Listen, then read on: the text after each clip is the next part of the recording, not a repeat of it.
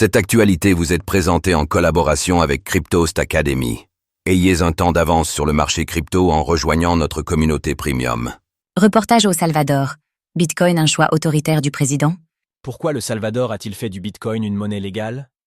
Cryptost a mené une enquête d'1 mois sur le terrain, rencontrant citoyens, députés et acteurs de l'écosystème. Découvrez notre enquête exclusive pour comprendre les enjeux politiques, économiques et sociaux de cette décision historique.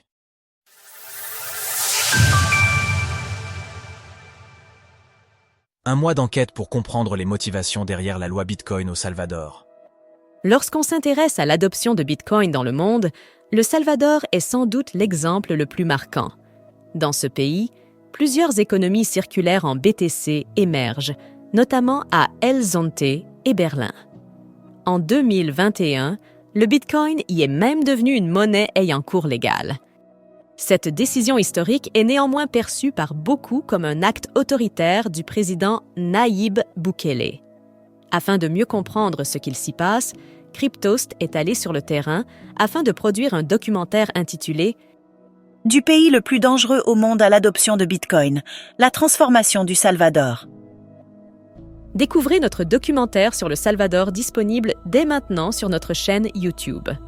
Pendant 1 mois, nous avons sillonné le pays, rencontré des Salvadoriens de tous horizons, des fervents partisans de Nayib Bukele à ses opposants, comme Claudia Ortiz, députée à l'Assemblée législative. Regardez le documentaire ici. Pour comprendre le personnage de Nayib Bukele, il faut revenir au contexte de son arrivée au pouvoir. Le Salvador a traversé une guerre civile dans les années 80, puis des décennies marquées par l'influence des gangs, qui marchandaient avec les différents gouvernements. Élu en 2019 avec 53% des voix, Nayib Bukele incarnait l'espoir de restaurer l'ordre. En 2022, il a instauré un état d'urgence, encore en vigueur aujourd'hui, et fait incarcérer plus de 80 000 personnes, mettant fin à la domination des gangs en seulement 6 mois. Une politique saluée par la majorité de la population, mais vivement critiquée pour ses atteintes aux droits de l'homme. Dans ce contexte, la loi Bitcoin a été vue par certains comme une nouvelle mesure imposée sans débat.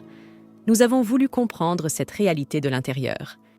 Le résultat, un documentaire de H30 tourné sur le terrain avec l'objectif de porter un regard aussi objectif que possible. Retrouvez toutes les actualités crypto sur le site cryptost.fr.